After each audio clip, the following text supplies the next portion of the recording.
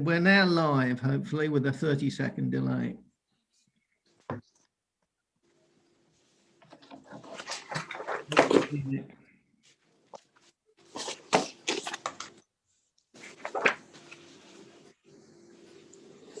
ahead, Nick.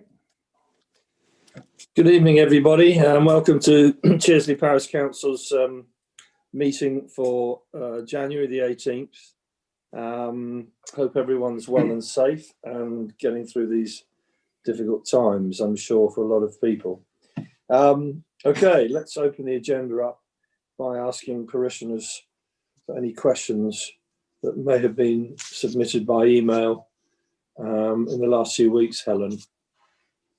So I suppose it's what we deal with under correspondence and what we deal with under parishioners' question time.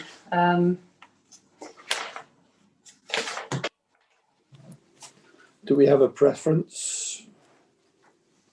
I mean, there's about 4 or 5 things that have come in. I suppose we could deal with, so there's Fenella's question about Hicks Path.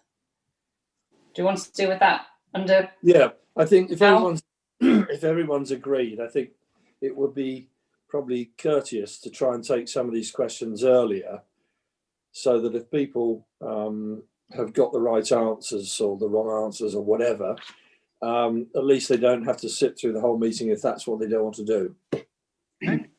Okay. So there's one from Fenella. The entrance of Hicks Path near the top end of Dark Lane is worn away and on a slope. I find it dangerous when I go along the path. Please can it be levelled and tarmacked? I think Bucks Council is irresponsible. I think she probably said, sorry, is responsible, I think it should say. They originally tarmacked the path. That's Freudian. Well, it says irresponsible, but I think it probably should say responsible. Well, it's probably pertinent. Before we discuss it, on the basis that Vanilla very often listens in, could we wish her happy birthday for today? Well done. Congratulations, Vanilla. Can I have a show of hands for happy birthday? There we are, Fenella, all official. Unanimous. Right, Helen, sorry. Right, so I've read out the email, so I don't know whether our footpaths officer wants to respond to that. Yeah, if I could, yes. I actually went down there this morning and had a look at it, and I put it on Fix My Street to get the tarmacking redone at the end. So it went on there this afternoon, so hopefully they will get around to doing it in a week or so. Well, thank you, Anthony. Excellent work by the footpaths officer. I'm assuming she didn't mean the whole of Hicks Path. No, I hope not. Not the way I read it, certainly. No, because it's not something we would encourage, I don't think. I mean, we've talked about tarmac before with Fenella, and she wasn't the greatest fan, so I'm only assuming that it's maybe just that rise. Just the very edge. Right. It's broken away at the edge. Okay, there we go. So everyone's happy with that? Yeah. And then the next one is right-of-way gates. So could the parish council remove the wire at the stile between the church field and Paul's field, please? Also clear and mend the stile along the hedge on the left, halfway down the field, leading from the bottom of Lower School Lane. These are rights of way and should be accessible. Anthony, any comments on that? Well, yeah, I sent you the reply today. I looked at both of them yesterday. The one in the field, which is close to me, which is Anne Thurston's field, I've cut back the vegetation so you can get across it, but one of the stiles is quite rickety. So that will need to be repaired or replaced with a gate. The other one, I assume it's the one that goes between Paul's field and going down to the river. And that's the one we've spoken about before, about getting a gate put in there. I know Paul was going to speak to Rose about that. Yeah, I emailed Rose and we had an exchange of emails and never ever got to speaking on it. But can I, just to answer the very specific question, I think it just relates to the fact that the wire across the bottom stops dogs getting through. Yeah. That's recently appeared, and just for clarity, there's a stile on my side which is non-usable because it's set well away from the hedge. This is the one that's on the Haybrook side, And the wire, I think, has gone up there relatively recently because dogs could certainly get through before, but it's basically some animal wire has been put up, which means that dogs can't get underneath it.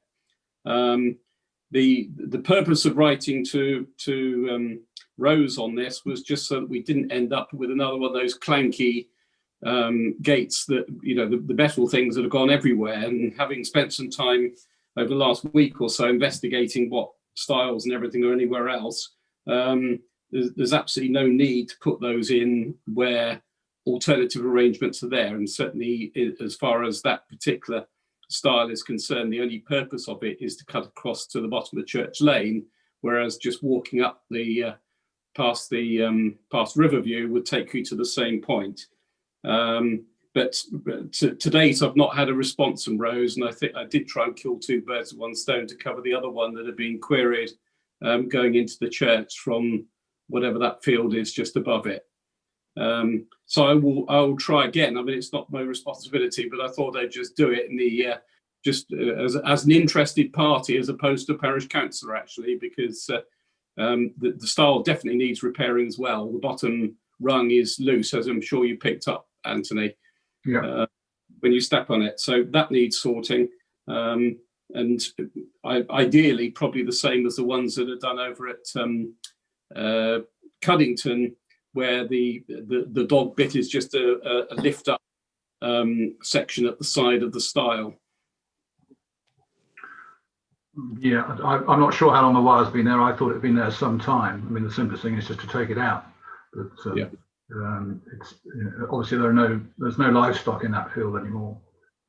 People walk across the field with quite big dogs, or previously, so presumably they would have got through there somehow, but they certainly can't at the moment because that wire is about sort of 3 or 4 inches gaps, isn't it, Anton?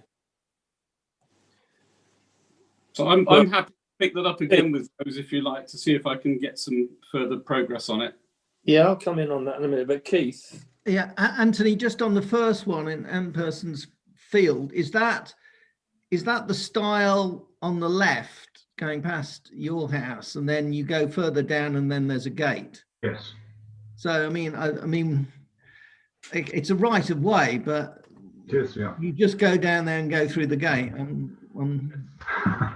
But it's a right of way. I suppose it should be in the correct condition. All right, just checking. I know it's the one. Yeah, I'm thinking of. and it is actually not that bad apart from one side, so it wouldn't be too difficult to repair.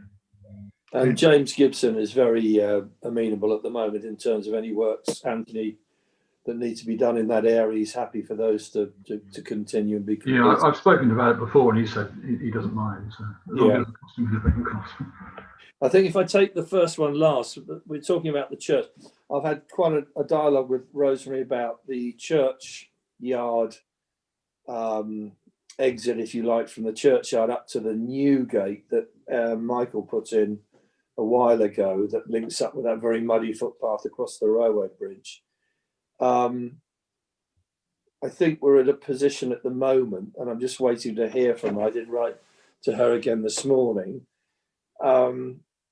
that will be acceptable with some form of gate that would allow dogs to get through as well properly. But I think the main thing is we're ending up probably in a scenario where either we'll have to put some signs up at either end saying, you know, don't use this public footpath unless dogs are actually on a lead, or she's now looking at possibly doing the same fencing routine that she's done on the rest of the farm for the cattle. And in a way, although that's more expense for her, it then negates the need for worrying about dog control, because whilst they should be on leads, actually that fence will stop them from running fields. Yeah. So if you want to note that, Helen, that's where we are at the moment, and I need to just follow that up. It's slowly, I think, with Rose and the team.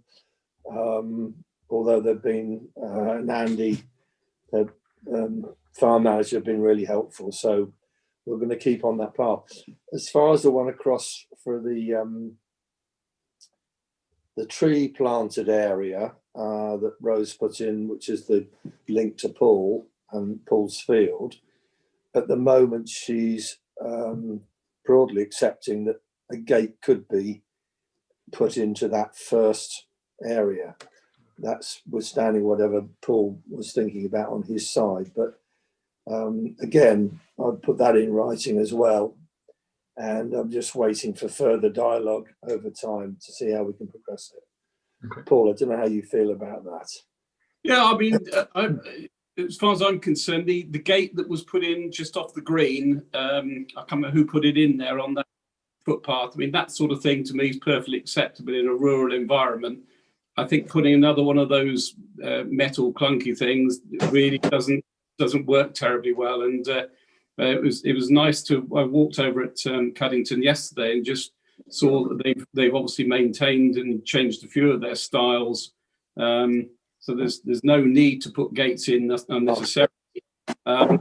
Personally, I would be happy just to see the stile repaired. But equally, if it wasn't going to be a stile, then I would have thought that a gate the same as the one off the green would be more than acceptable. But it certainly doesn't need a round kissing gate type metal thing, because it's not a largely used style anyway, because of the fact that you could just walk up the bit alongside Riverview. And I think we can get into the finer detail of that, Paul, as time progresses, and more than happy. Yeah. And happy for the council to consider, if you agree, to putting a wooden gate in. I mean, we put one in.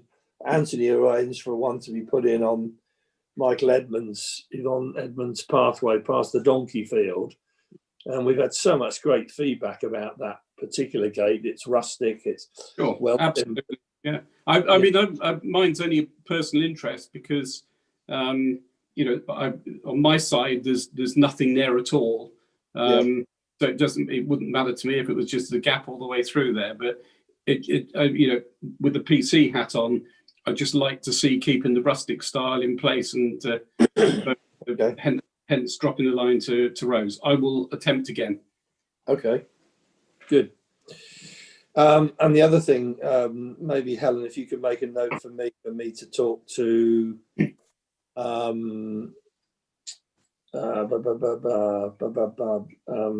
Yvonne Edmonds' daughter.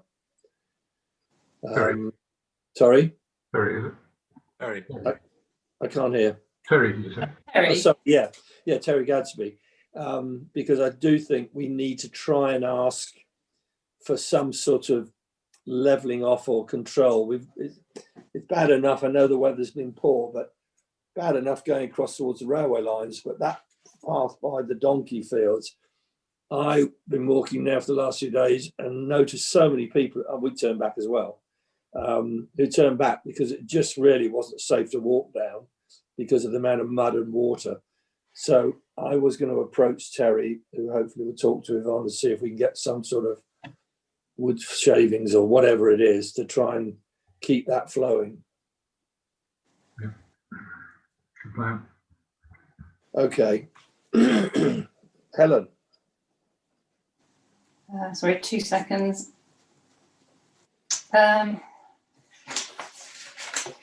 So the only other thing that's come in is the email regarding an incident with a dog. Circulate to everyone. Yeah, I think, excuse me, if I may say, I think that everyone's had a comment on that. I think I've seen a number of bits of correspondence from various people, and I would agree that it's not necessarily parish council matter per se. And I'm just wondering, we've been written to, and I wonder whether it's worth me, and I'm happy to follow this up personally, maybe having a word with this lady who made the complaint. I know that people involved have had some reports come back to me about what actually happened. I think it's a storm in a teacup. Includes a resident that's well known and well behaved and a great individual with a very overzealous dog that shouldn't really be jumping up on people. I get absolutely that. It needs to be under control.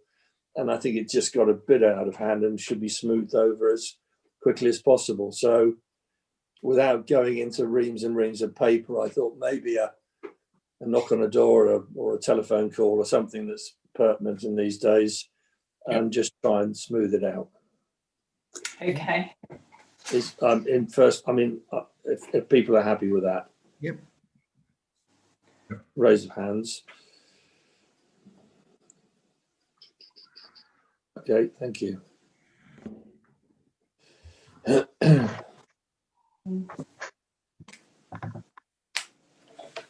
So it's just whether you want to talk about the parking matter in Church Lane now.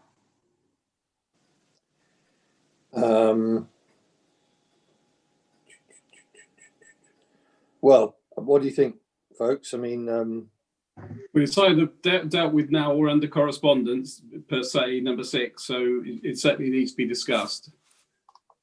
well, let's take it now. Come on. Yeah.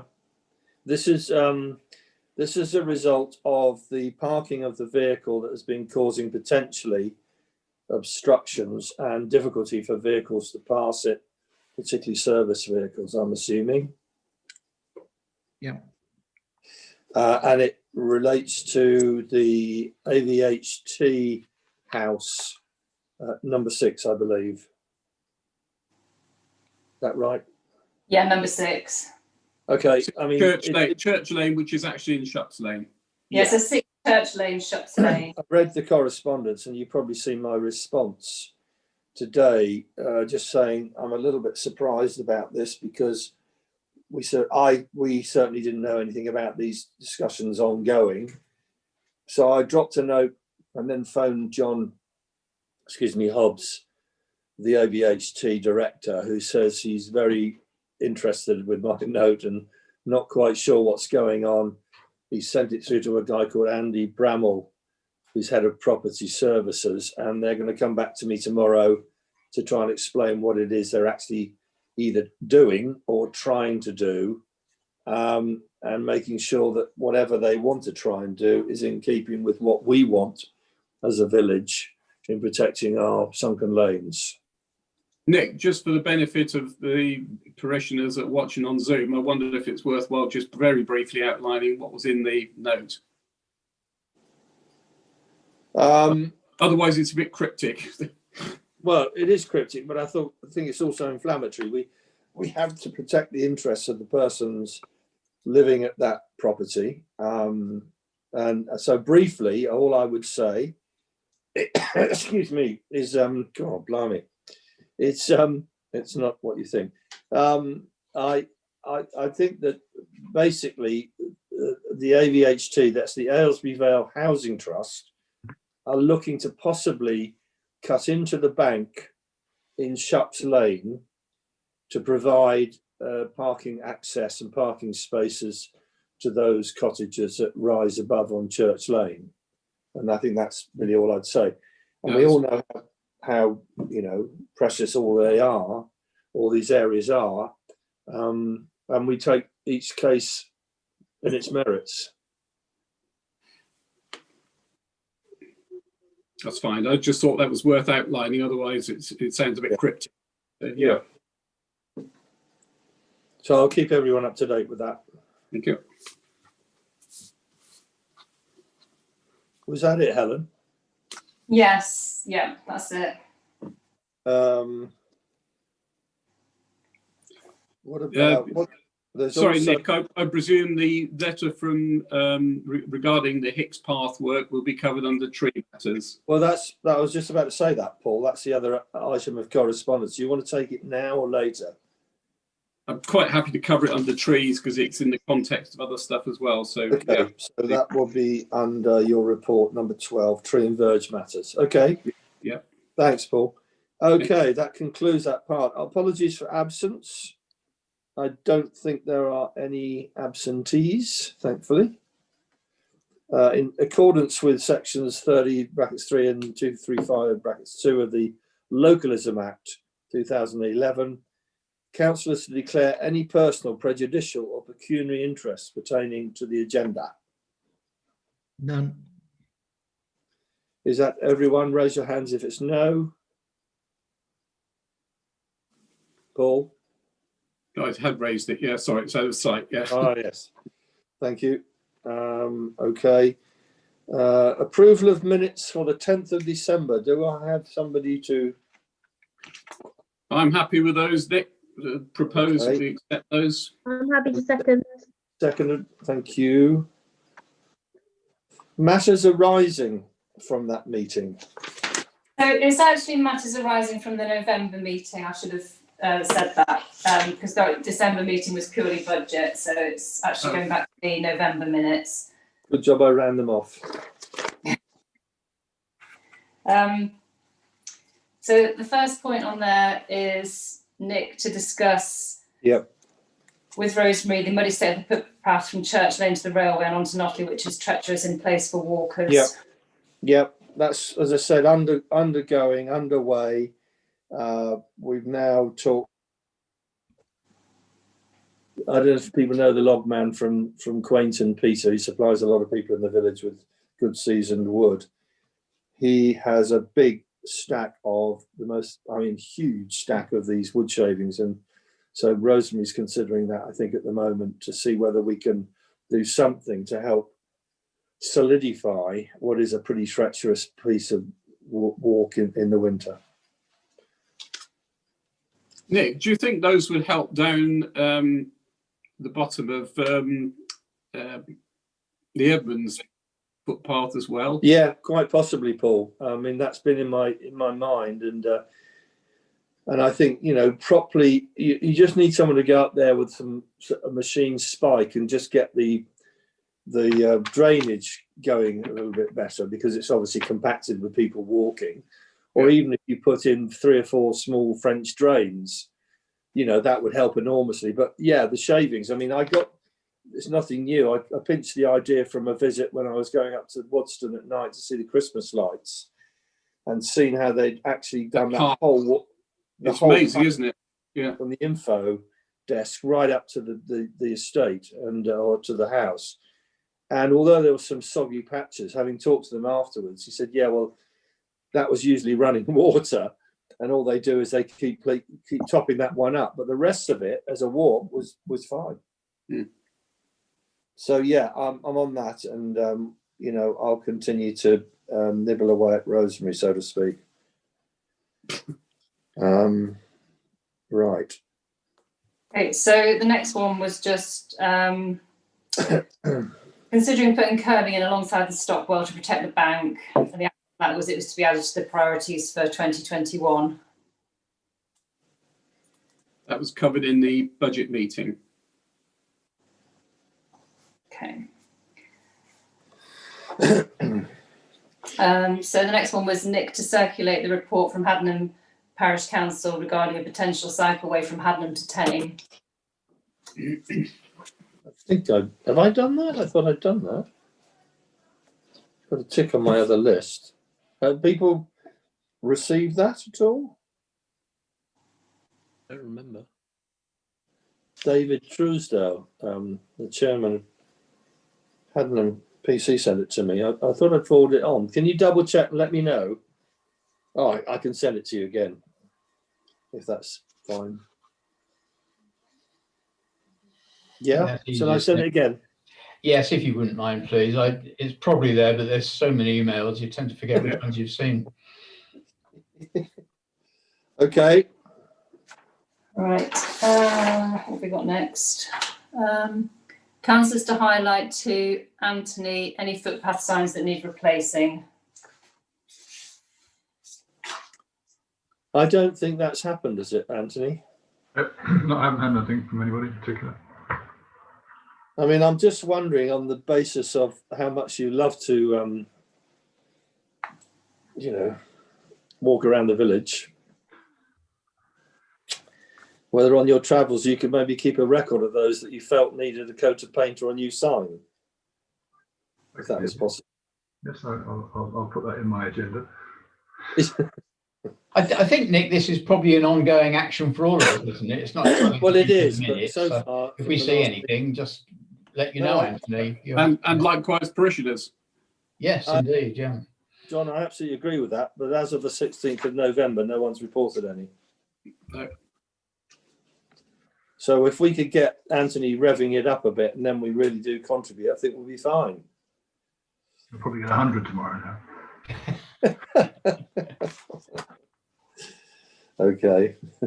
So the next one is village signposts. I think that was the pedestrian signpost. So Nick to complete the appropriate request form with Bucks Council.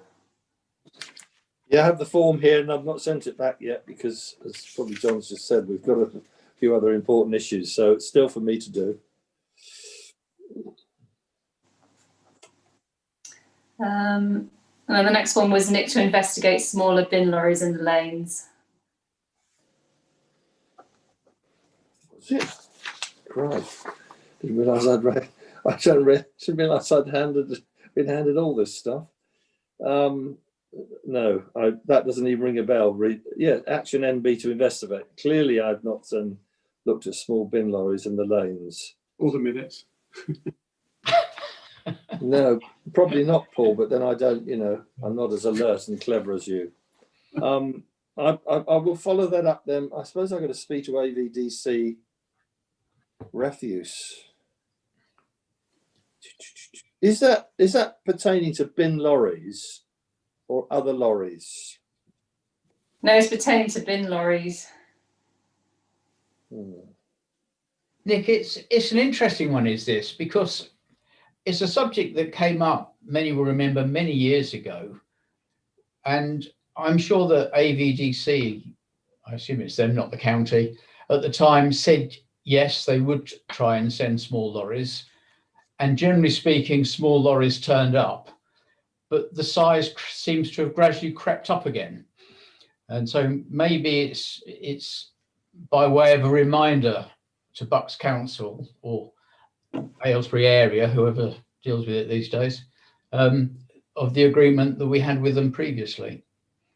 Do we have a problem with the size of the bin lorries? I mean, I've seen them; they're quite big. Well, but they don't appear to be as big as some other lorries that come down the village. Yeah, that's my question, Paul. I suppose thinking about this now in retrospect, I don't think I've ever seen, certainly firsthand, I've seen bin lorries down the lanes. But I mean, Anthony, you live in Lower Green Lane. Do you have problems down there? Well, I was just going to say, actually, the one that comes to us is smaller than the one that does the top of the village. Well done, Nick. That's obviously you did it without thinking. Well, do you know, it's been a funny old year, Paul. It has been like that for about a year. I really think I've probably done this years ago and just not, wanted to take, applause. But please feel free to raise your hands for Fenella's birthday and me.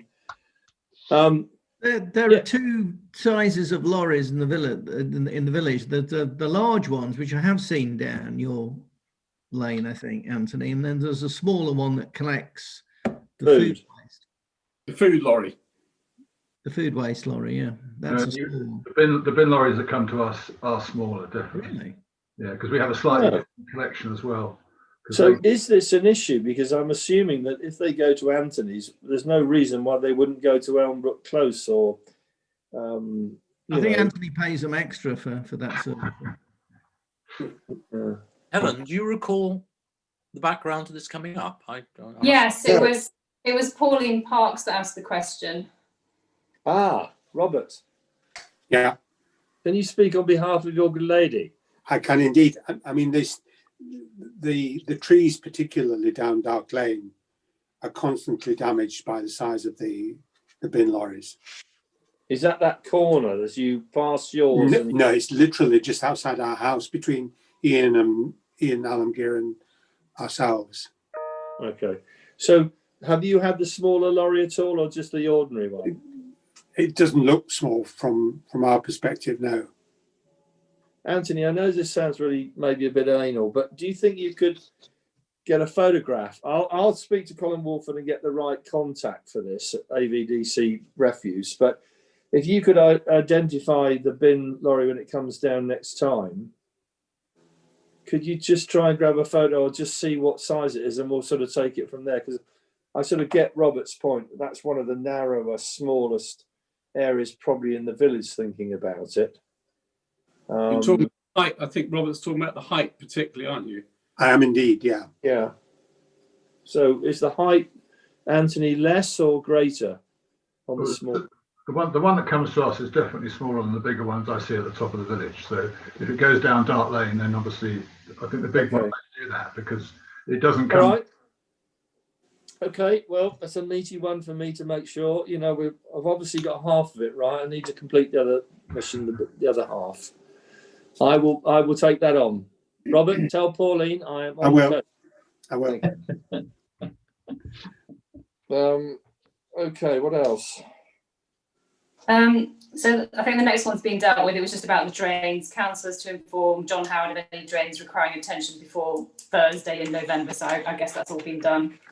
Yeah, just perhaps I could just give a very quick update, Helen, just to say that we had a very good meeting with Colin shortly after our November meeting, and the problems have been logged with the council, you know, through the Fix My Street thing, which I would always urge parishioners to use. I mean, by all means, have a word with us councillors, but, you know, there's no, well, it needed to be, the problems needed to be logged. I mean, essentially, we were talking about Lower Green Lane, and then we also had a look at the drains on Church Lane, both of which are very badly blocked.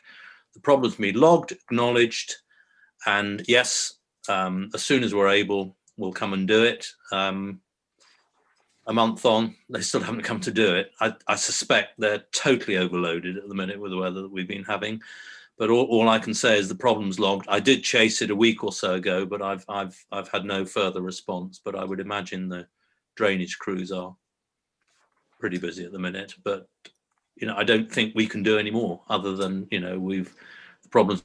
Colin is a very positive guy, acknowledged the problem. He's, in both cases, he's going to his very best to achieve a long-term solution, because otherwise we just get continuous problems down there, because remedial works are undertaken, but they don't sort the longer-term blockage issues. And we've just got to wait until they're done.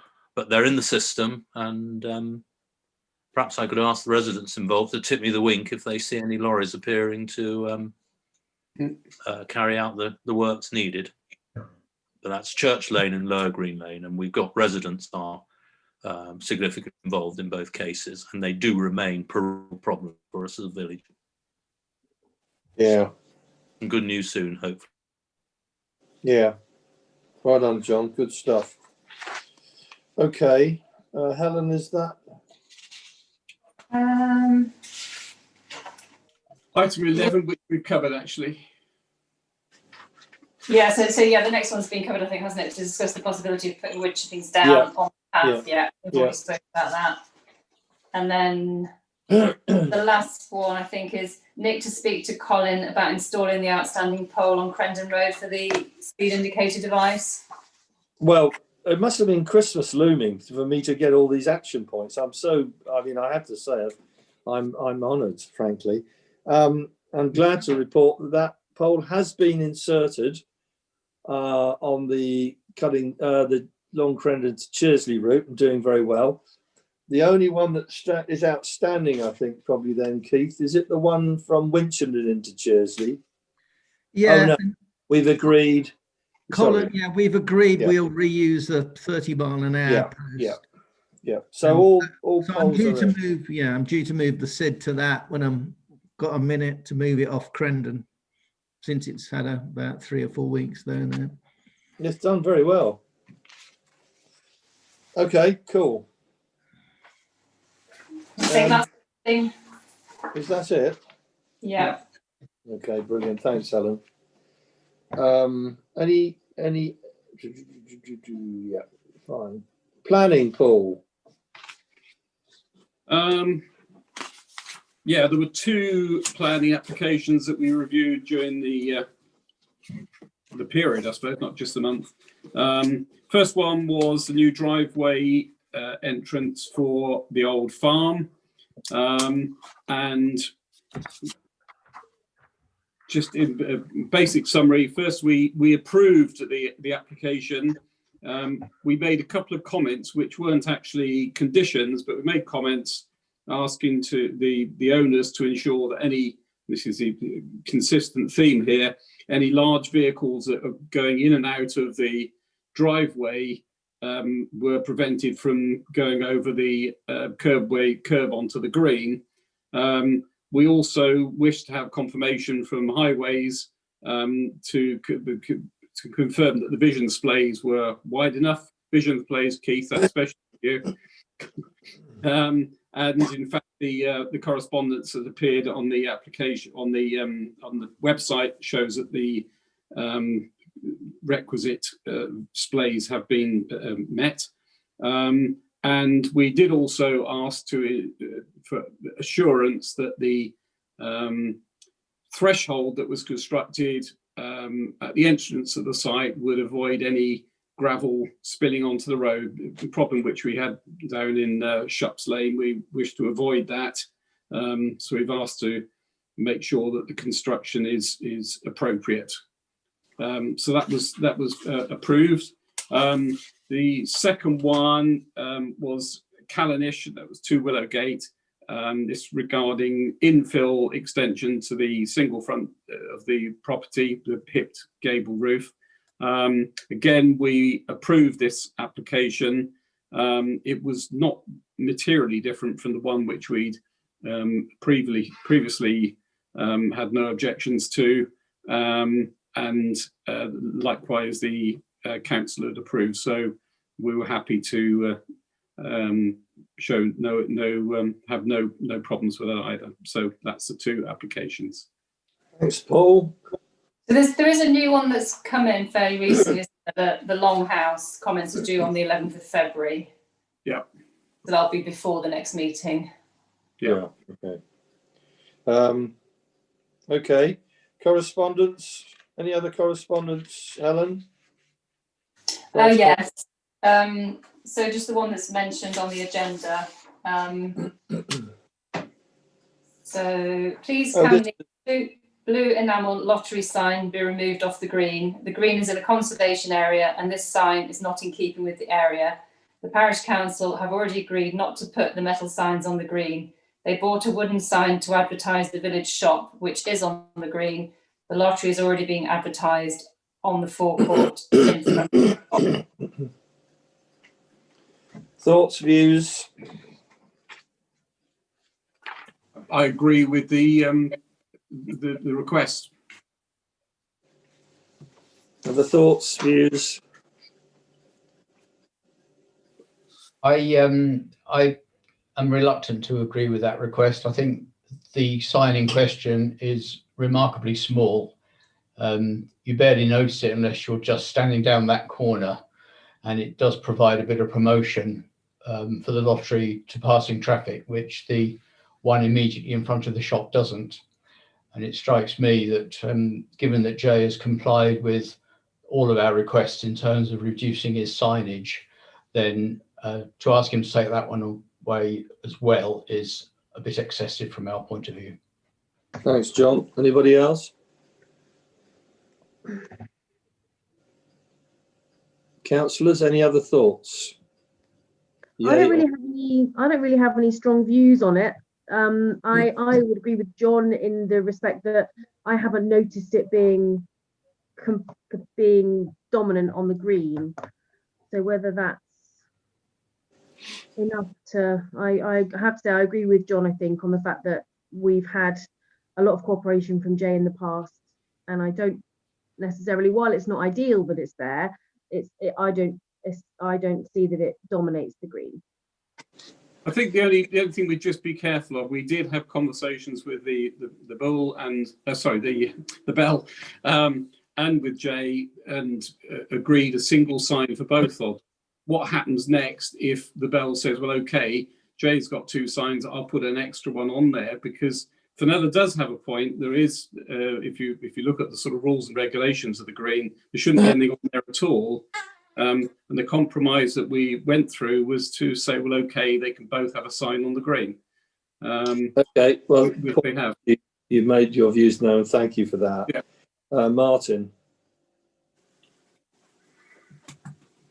I can't get overexcited about it. I mean, technically, I suppose it shouldn't be there, but it doesn't bother me particularly. So I'm in favour of leaving it as it is. Keith. Yeah, I mean, I must admit, I didn't particularly notice it myself. I mean, I have no strong views. On that basis, I think the ayes have it. The ayes have it. So I'm not sure on this. We need to show. So those in favour of supporting it remaining. I mean, very simply, actually, to add in. I mean, I feel it's so innocuous. It does help Jay. There's no doubt it does. I've talked to him about the revenues he's trying to generate through that scheme. Maybe the trade-off is we say to him, do you mind bringing it in at night or something and tucking it away? And so it's all, you know, nothing going on in the evening, particularly in the summer evenings when the shop is closed and it's all tidy, and bringing it out in the morning. Maybe that's a sort of a bit of a compromise. Yeah. But I think, you know.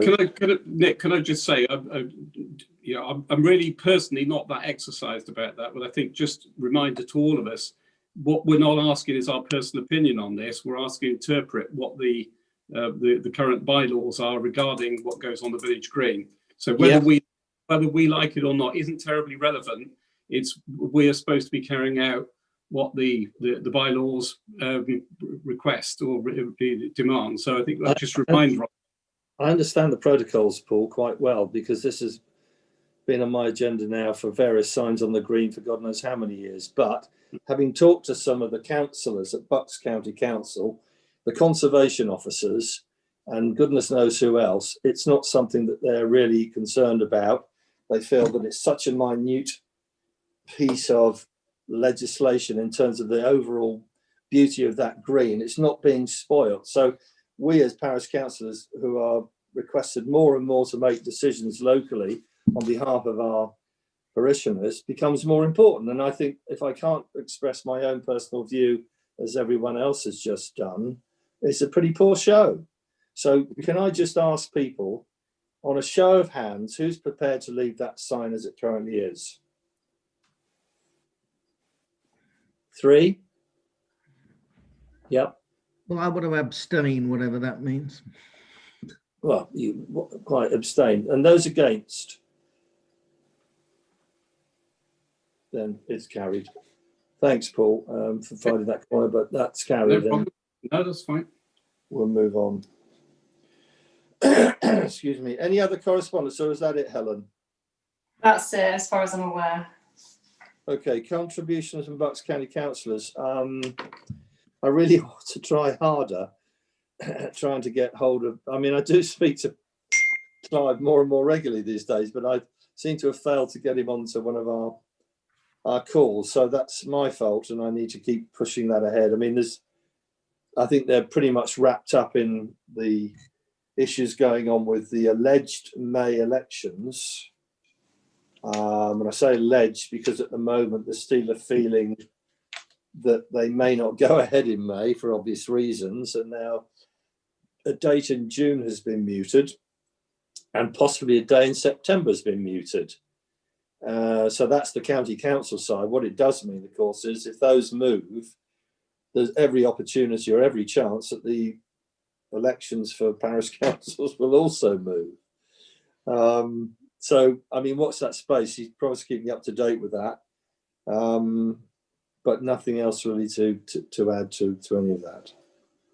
Nick, can I just say on this point, we've had this on the agenda ever since I can remember. And I'm just wondering whether it's there for historic reasons rather than for current considered reasons. The shape of the world has changed a lot since this first went on, when things were a lot more informal. There was a lot less going on. We've now got Bucks Council, which is a very big council. The councillors have got an awful lot to do. Martin Tett produces very regular newsletters. Very good. And I'm wondering, given all that, whether it's even reasonable to expect our councillor to turn up to our meeting every month, and whether it would be more sensible to just invite him to come along if and when he feels he's got something to say or it's appropriate, rather than having it on the agenda and appearing like a failure against him every month.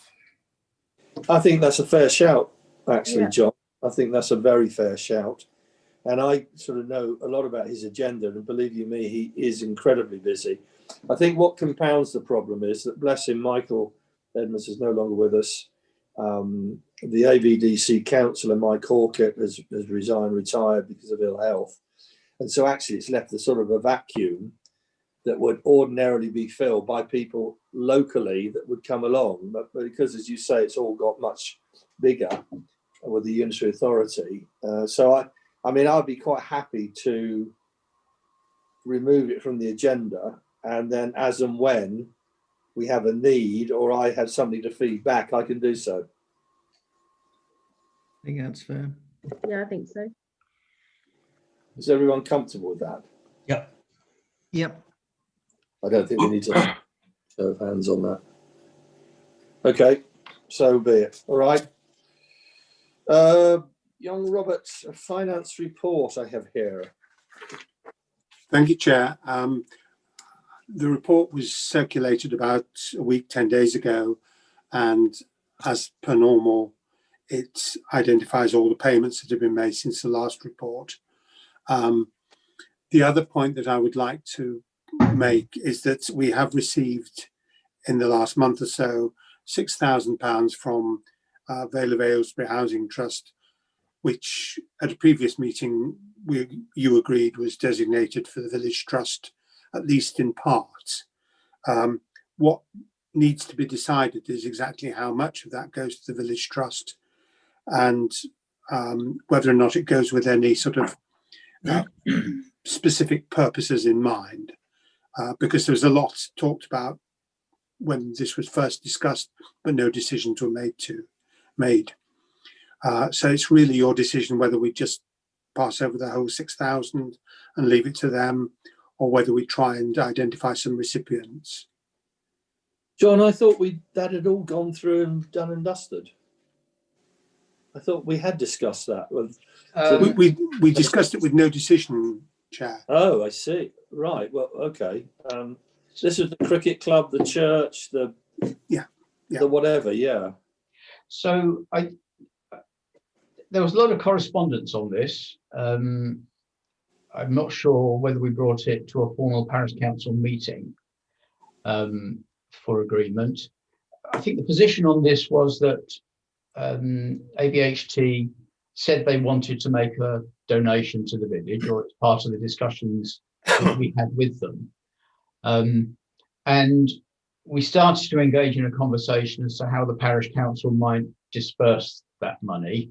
And then we all concluded that actually it wasn't automatically for the parish council to do that anyway.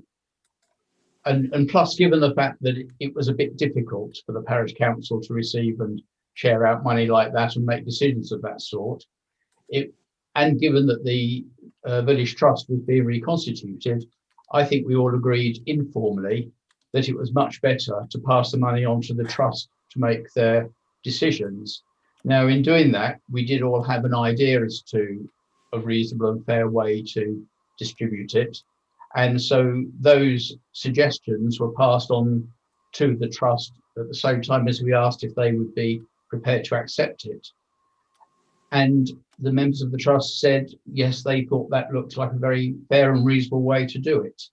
And so my understanding is that the money has been agreed as being sent to the trust for them to decide how to disperse it, but with an understanding as to what the main categories are going to be.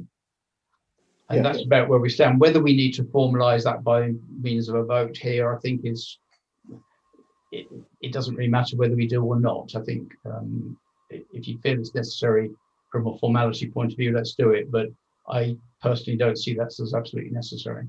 My purpose in asking John was that if we're transferring £6,000, then the council at least needs to endorse that,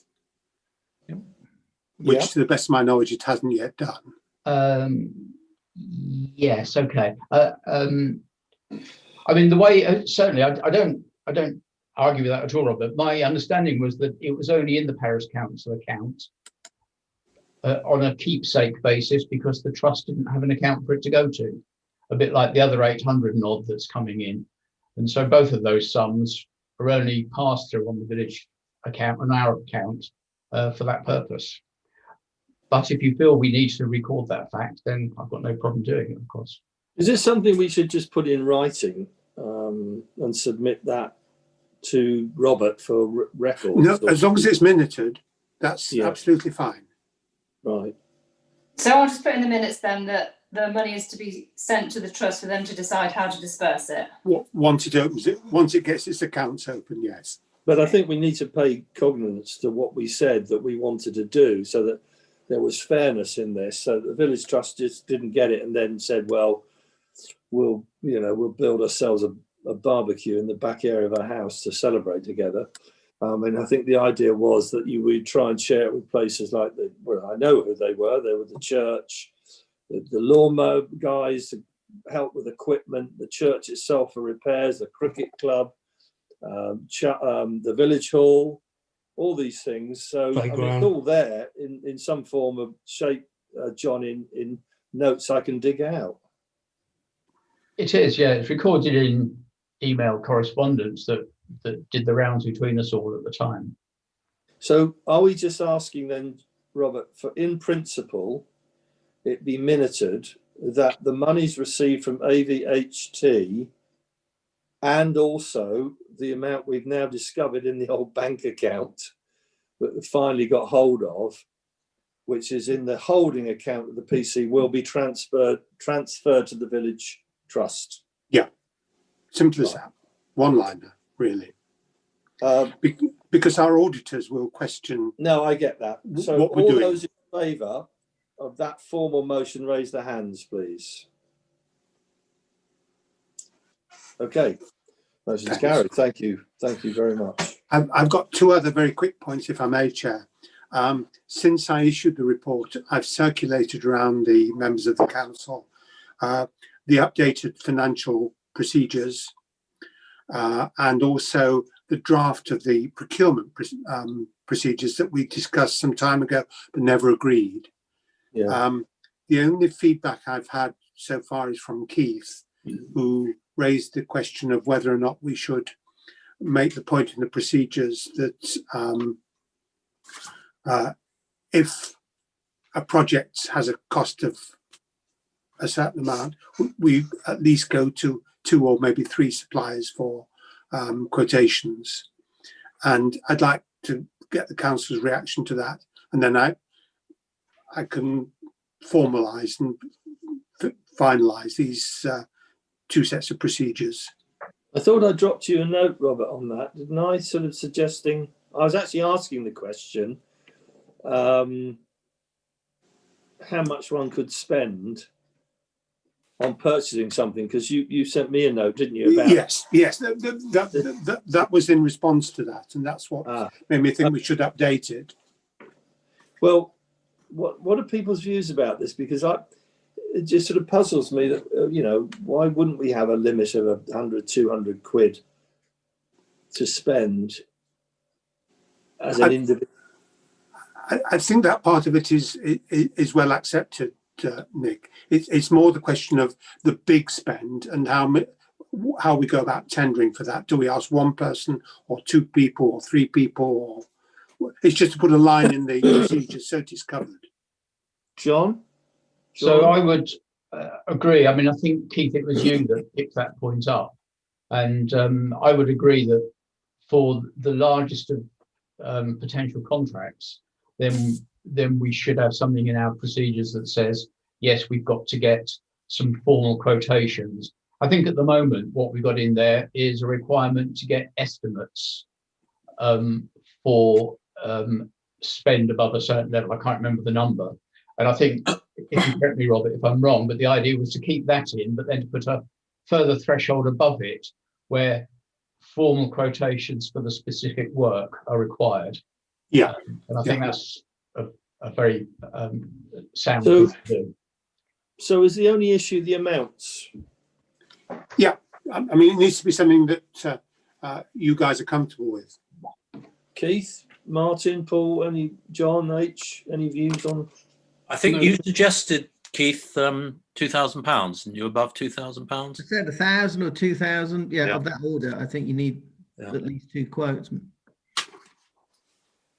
Have we decided how many quotes we're looking for as well? Because historically, haven't we had trouble on certain things trying to get, we've tried to get quotes from different people, but we've had struggled to get feedback and actually get the quotes in. So are we saying there's a minimum of 2 quotes, or? I would think something like at least 2. I mean, 3 could start to become a little bit unwieldy for, as you say, Juliet, for a very small sum, couldn't it? So shall we say a minimum of 2 and a maximum of 3? For £1,000 and above. What does £1,000 buy? £1,000. 2,000, I don't mind. Robert, what's the threshold figure below this, the one we got in there at the moment? It's only 250. And what's the requirement for that? I'm just reading it as it's essentially whether or not it was in the budget. And if it's in the budget and it goes up to 250, then that's fine. If not, it needs approving before we commit to that. Okay.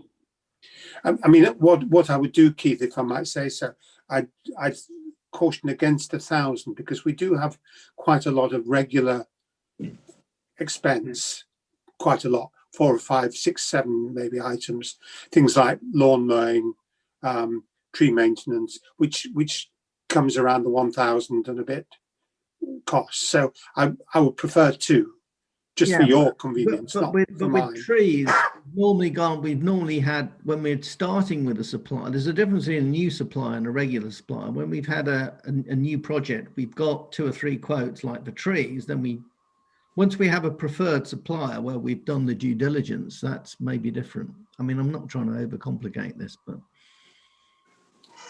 well, whatever you want, I can put in the procedures. I mean, that it's a good thought, that, isn't it? I mean, Paul, what was that? Is our latest tree invoice going to come to from Four Seasons? Well, 2,000.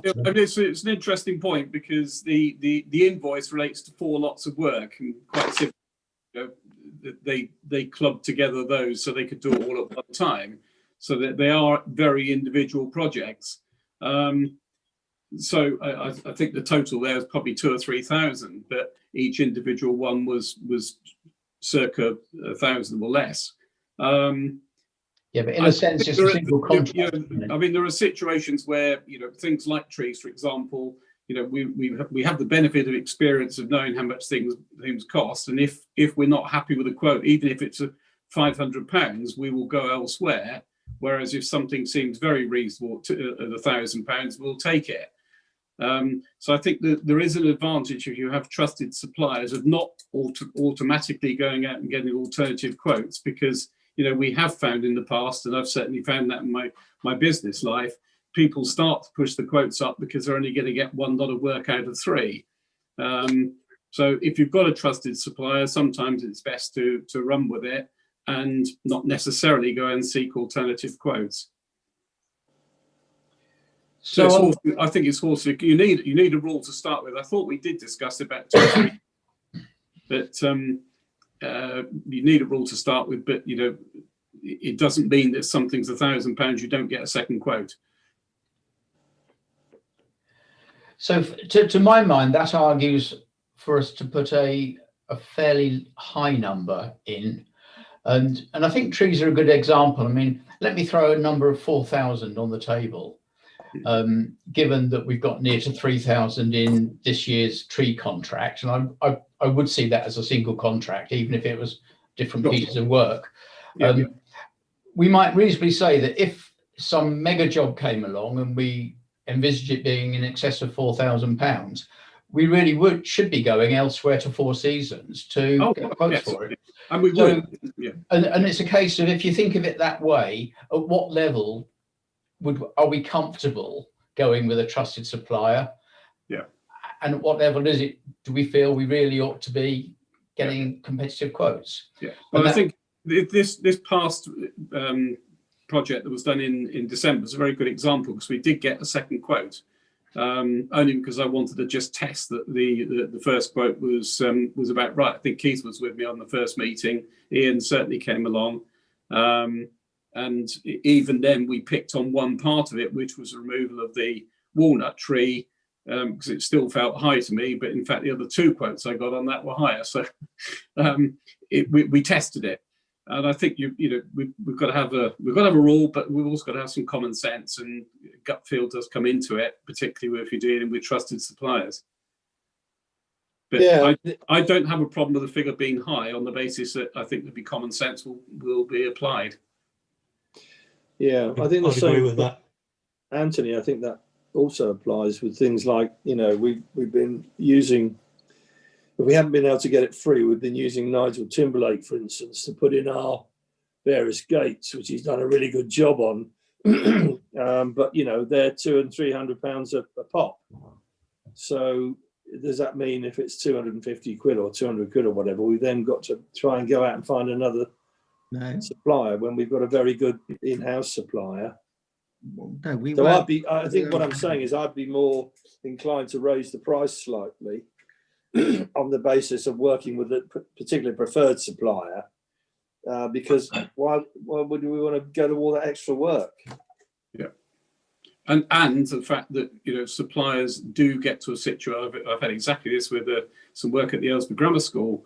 If you keep going to the same people, they'll just say, well, I'm not going to get this, so just throw in a high quote, and you're better using trusted suppliers sometimes to get the work done. And Nigel Timberlake's a very good example. Why go somewhere else when it's about the right sort of price? Yeah. So I would be in favour of the figure being higher rather than lower, as Bruce would say. Robert, what do you think about the levels? What sort of would you recommend? Well, we've had 2 and we've had 4, so why not just go in the middle and make it 3? Because I mean, 3 actually provides a good umbrella for most of the ongoing regular expense. Yeah. And distinguishes between what we do every day and the big things that come along every now and then. And whatever we spend is going to be auditable and accountable for, and people have to stack up for. So it's not as though it's, And I think when we put new projects forward, they have to be approved. And if any one of us, it seems a bit high, anyone, we can always ask for other quotes on a particular project by project basis, regardless. If it's budgeted for as well, we know it's there. And it's just a question of making sure we get the best value for money and the best service. Yeah. Okay. So I'm happy with 3,000. Robert, does that make sense? Yeah. Are you happy to write that up? Yes, of course. Yeah. So a minimum of 2 and a maximum of 3 quotes for spends over £3,000. I would just leave it as a minimum of 2, because if by any chance you don't like the first 2, there's no point in having a maximum. No. I've got one final point, if I may, Chair, and that's to speak directly to Helen and say the SLCC has come in. The refund has come in? Yeah. Yeah, okay, that's great, thank you. Thank you, Chair. That's all I need to say, I think. Thank you, Finance Director. Brilliant. Officer. Okay, great stuff.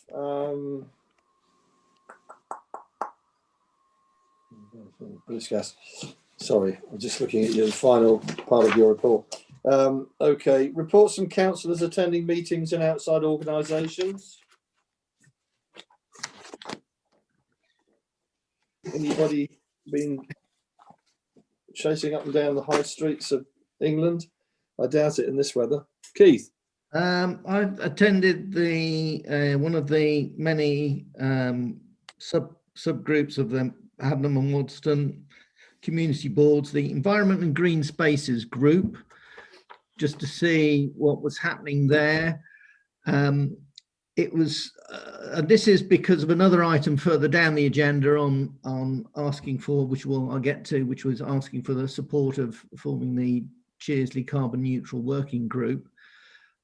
So because that was what I thought was potentially related to this subgroup, I went along. This meeting was quite focused on environment, wildlife, green spaces. So it might be something I'll try and pass on to you, Ian, for if I see the agendas on that. As our environmental sort of officer, although that probably sends the wrong message. An environmental officer does different things. I apologise. Natural capital officer or whatever. So I'm waiting. Once I get the minutes for that, I'll send those round. I asked Ray for those, but I haven't seen the minutes for those. And the safety subgroup that was due to be held on January the 5th, that was cancelled. So the next one is in February. Oh, and brilliant. I see we've got from Elaine today. I've seen a note for the village hall, which is great.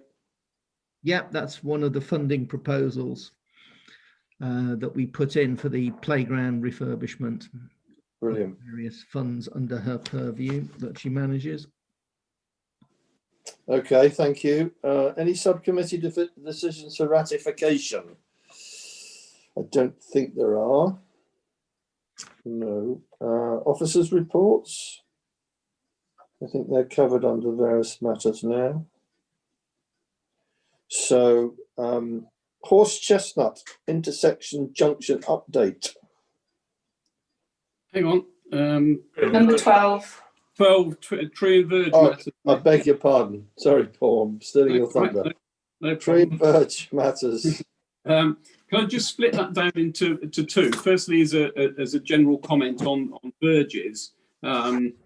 Walking around over the last 2 weeks, we seem to be having very considerable lorry problems absolutely everywhere in the village. Wherever you look, there seems to be lorries going over banks and cutting corners and goodness knows what else. And I think all I can say is that perhaps pass on to anyone listening in, vigilance, please, photographs. Obviously it's accentuated at the moment because all the banks are so soft. So if a lorry goes on it, it's going to be sinking down, quite a few inches. And it really does look. I mean, some parts of the village are looking very, very badly worn at the moment. So I think we just all need to keep a look at that one. On tree matters generally, just an update, and obviously I'll come on to a specific point, but the work which had been sort of scheduled from about, I suppose, middle of the year, having to wait for birds to finish nesting and all goodness knows what else, and trees to finish growing, that was all carried out as per instructions in December. So that's the coppicing of the trees in Hicks Path, which I'll come back to, the sycamore tree opposite Fairlands, the felling of the walnut tree in Farmhouse Path. And again, I've just hasten to quote there the fact that we did get some extra, Hayden mentioned we did get some extra quotes in, but that has now come down very efficiently, I have to say, because I was really concerned at the size of that, for something come down in the middle of the village. And John, I'm sure, was watching his roof. John Lewis was watching his roof to make sure it stayed in one piece while it came down, but very professionally done. And finally, the walnut tree on the corner of Church Lane and Shups Lane, where the telegraph wires had to be, clearance had to be got for the telegraph wires. In relation to the work that was carried out in Hicks Path, we have two pieces of correspondence relating to that. First was from Angela Spence, who initially reported the problem, just saying, just a quick note to thank you so much for getting the trees done. They've done a really good job and should look great once the spring comes. The other side of the fence, as always with these matters, is a note in from Charlie Siddle, and who queries quite a few points, which I think we ought to just clarify for we have written to him. I don't know whether Nick, whether that's been delivered. Apologies, that fell between two stools as to who was going to be. I passed the letter on by hand this afternoon. Oh, great, thank you. At the same time, he said that there were another two parishioners who were writing in. Yeah, I did ask the guy that's building the new house there to drop a line, so I knew he had a problem. So that's good. But the query that Charles still raised, firstly, wanted to know how the plan and the execution of the tree maintenance work had been discussed and carried out. What detailed discussions took place before the work was done. Then commenting on the aesthetic appearance of the work, and finally was just raising the point that I think erroneously on this one, that the work that's been done could potentially give access to future planning to build a structure, which I don't quite follow, but that's obviously an opinion which he has. I think the point on that, Paul, just as a note, is that the clearer that location becomes, the potential for somebody putting in, again, some form of driveway bank parking location, it increases because it's obviously much more visible. Yeah, well, the bank would have to cross parish council land, so I don't really see the issue. I know that the owner of the new house was already looking at building a pod in the garden, which obviously that would be subject to an application, but I'm not sure it's terribly connected with this matter. The response, basically, firstly, in terms of the process, and I do want to stress this, the process came about through the matter being raised by Angela Spence, who was concerned that the fact that the trees were rubbing on her roof. And we had a series of meetings. I think, people probably forget or don't realise just how much time parish councils do spend outside a meeting dealing with these things. But we had a series, I think, of 3 meetings, Ian, myself, and I think Keith Turnbull was present one of those. We then had a further meeting with contractors to discuss exactly what needed to be done. And on the basis of the fact that the work was within the conservation area, the necessary notices were posted at that stage. We did also discuss it at 2 or 3 parish council meetings, and that was a really good opportunity for parishioners to make their comments known prior to any work being done, because it's always a bit late once something's being done to make too many comments on that. We're always happy when people come along to our meetings, and it was actually publicised in the meeting in November, the fact that the work would be done on the 3rd and 4th of December. Anyway, in the event, for those that haven't seen it, what happened is once the work commenced, it was very evident that just cutting down the tops of the trees wasn't going to resolve the problem, because the hawthorn trees had very, very weak roots. They were planted on a bank, and quite frankly, retrospectively, these sort of things should be kept as hedges, not as trees, which is a point that Angela Spence made when she initially contacted us. And the medium long-term objective is actually to get back to that area having a hedge rather than trees. What happened when those trees came down, all the undergrowth that was attached to it came with it. It was completely bound up with ivy, etc. And if you take a tree down, basically if the ivy comes down as well, it leaves a big gap. The end answer, as Charlie pointed out, which I think we're all totally in agreement with, it looks very messy, very unappealing from an aesthetic point of view. And it definitely fits into that category of something having to go a long way backwards before it goes forwards. In terms of the way forward on this,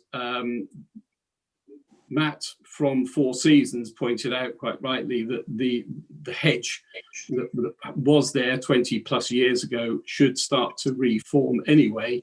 And I would like to give additional consideration to putting some whips in there, which effectively will just enhance the speed of the growth of the hedge to replace the stuff that was there. I've also discussed with Luke Kenton, who's building a new house, about he's quite keen to put a hedge down the bottom of his garden. He thought that on the basis of the gap that was put there, the parish council ought to pay for it. And I suggested he felt that he ought to write in, but I didn't feel that was the case. But I think we, as parish council, with the bit that's on our land, we can certainly enhance the growth of the hedge by planting something on the sort of like the 45-degree slope.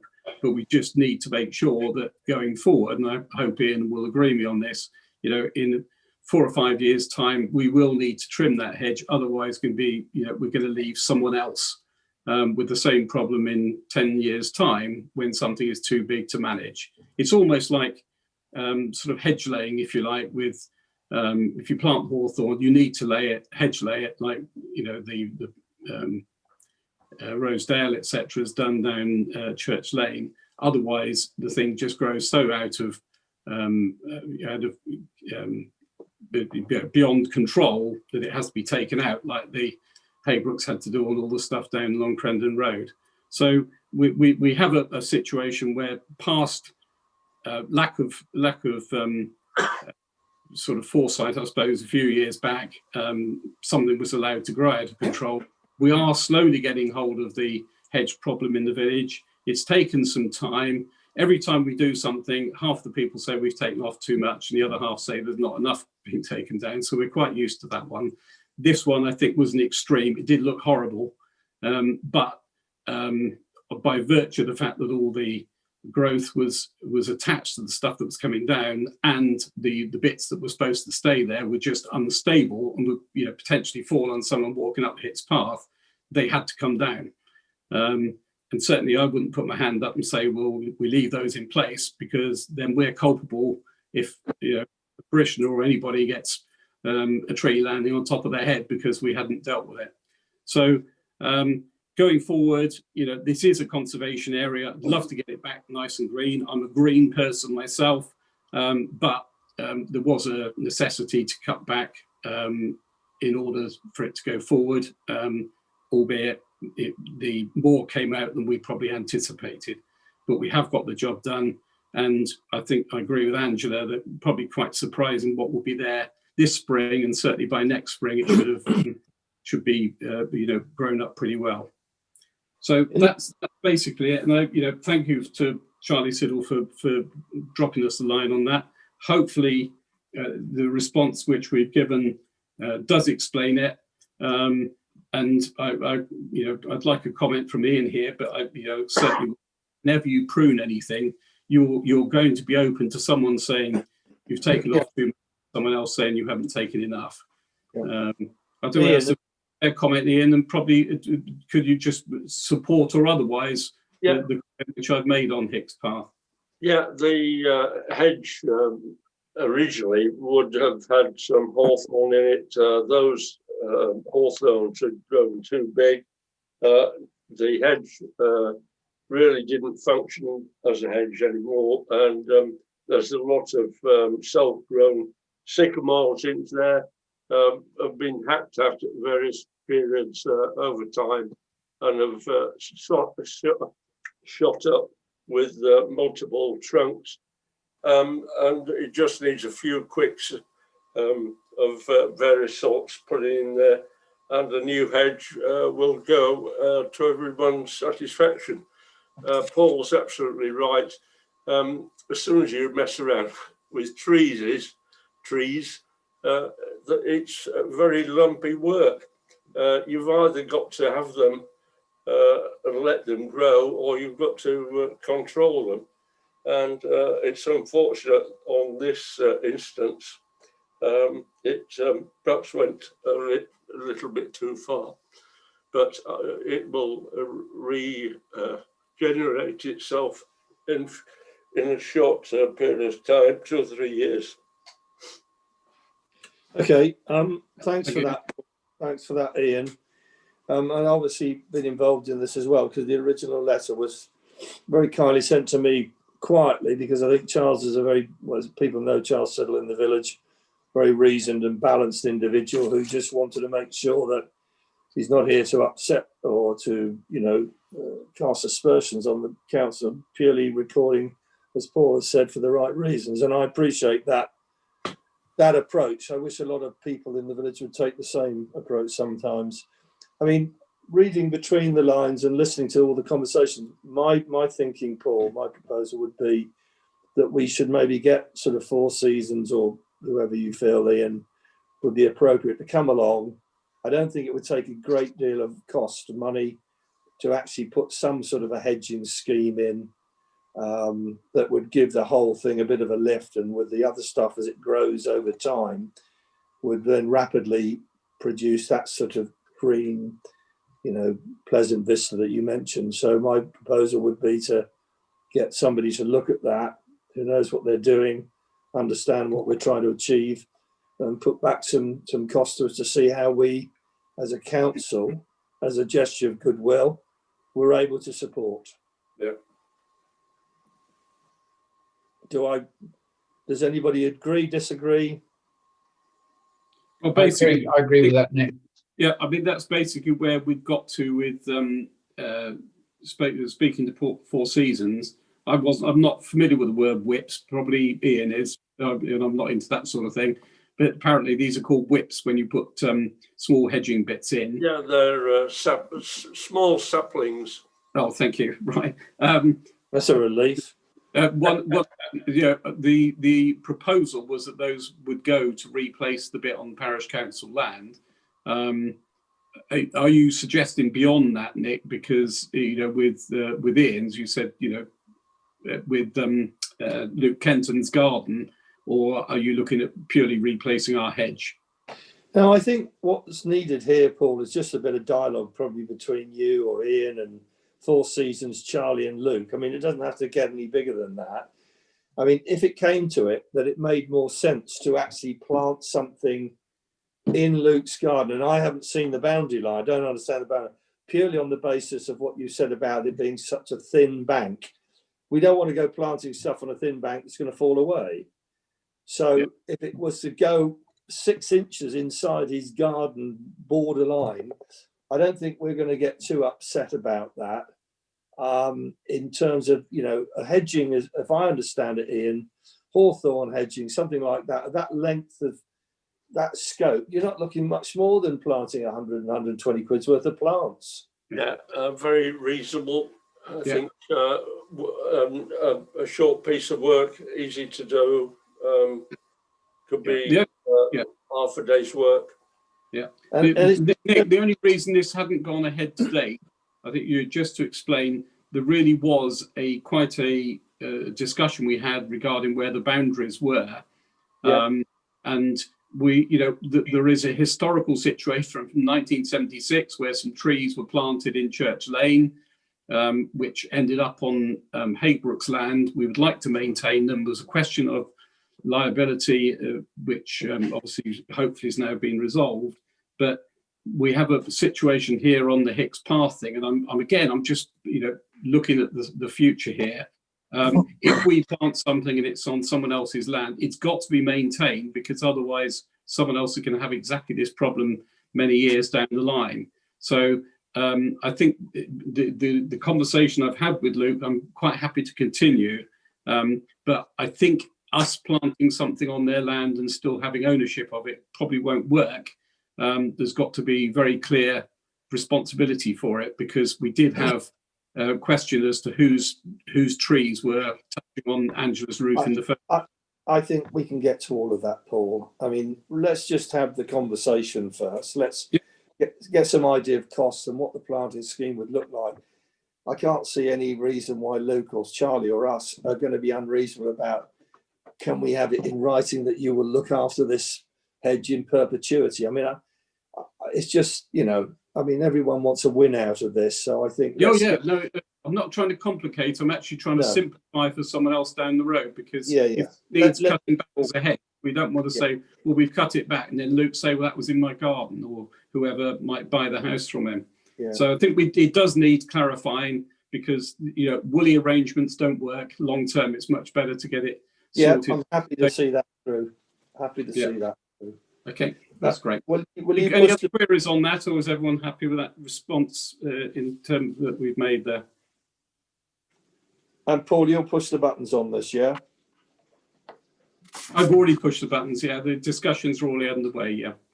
We haven't had a vote yet. Hang on. No, All those in favour, raise your the hand, the please. discussions are underway to come with a proposal. Thank you very much. Carried. Thanks, Paul and Ian. Thank you. John Lewis. Right. There's not a great deal to say on the junction at the moment. I reported last time round that the Bucks councillors, generally speaking, were looking favourably on it. Since then, it has now gone to Transport for Bucks. It went there after the end of the year for them to evaluate the feasibility and cost of the proposal. And I've just had an email today, actually, from Elaine, asking if I can clarify exactly which option we want in order that they can provide costings. So that means it's moving forward quite nicely. My intent is to reply with the sort of outputs that we discussed at that meeting in November, where we said we'd just go for the one aspect of it, of option 3. I think we've all agreed that's what we want to do. So I'll just pass that on to Elaine and then wait and see what happens. Okay, great. Good news. Good news. High-speed railways, John Howard. Yeah, I just suggested we put this on very briefly just to remind our community that we are keeping an eye on things in terms of possible impacts for our village. Of course, there are many other local villages that are going to be much more heavily impacted. If you've managed to get out and about in recent months, you'll see we've got 3 local compounds now, one in Wadston on the A418. There's work starting there. Quainton in particular does seem to have been pretty devastating. And I think Hartwell, I've not noticed anything in particular there from my journeys along the road. Our sympathies go out to our neighbours who are going to be far more impacted in the long term by this development. Assuming it still goes ahead, I'm none the wiser on that, but I'm assuming it will do. I think from our perspective, the big issue is the HGV traffic to deliver materials, etc., to the 3 compounds that are now operating in our area. And I was quite reassured a few weeks ago when I saw a map which indicated very clearly that the official routes to these compounds do not include a nice little diversion through Chearsley village. They're restricted to the A41 and the A418. However, it is important that we keep an eye on things, because I know in my previous involvements when this started to be discussed in earnest, HS2 said very clearly that they would not use minor roads unless they absolutely had to. And the council said that the monitoring of this will be, they don't have the resources to do it, so that, you know, that will fall on our shoulders. So I just wanted to reassure the community, our community, that we will keep an eye on things and keep an eye on developments. And I noticed that the Hadnam and Wadston Community Board have now set up a subgroup specifically to look at HS2 and the East-West rail developments. And I would suggest that along with the other subgroups that we get involved with that, unless anybody wants to leap in and volunteer to start a dialogue with that group, I'm happy to do it.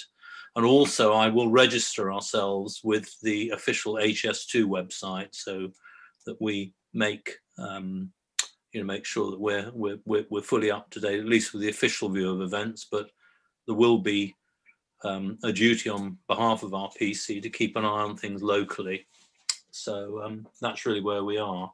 So unless anybody would like to volunteer, and I wouldn't be in the least bit offended if they did, to join or to become our contact on this HS2 group with the local community board, I'm happy to put my name forward. On that one, John, I intend to follow that group my role as chairman of the freight subgroup. Because Okay. they're closely related. But I see absolutely no reason why you shouldn't go along as a Chearsley PC rep if you feel inclined. I don't think anybody's going to worry if we've got a couple of people there in slightly different capacities. Well, we've pretty much got that on your group, John. So let's. No, I'm quite happy to do it. It means just keeping an eye on things, which I'm happy to do, and then the occasional Zoom. Okay, thanks, John. Brilliant. And carrying on, John Howard, Chearsley Businesses Directory. Now, this came up way back in November. I think you'll recall.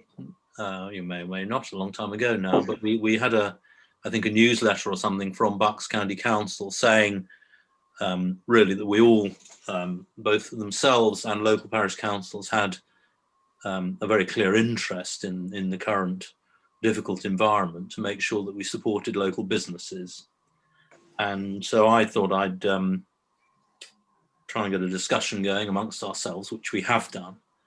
And I think what has emerged is a certainly recognition that we ought to do a little bit more than we're doing at the minute, but the manner of discharging that duty, I think, we've had a little bit of a discussion about. And if I can briefly summarize, my initial suggestion was that we established what we call a Chearsley Business Directory, and that was a list we would consult with our community and invite anybody who is a business owner or who lives in a resident of Chearsley and supplying local services to the community, to give them an opportunity to go on to a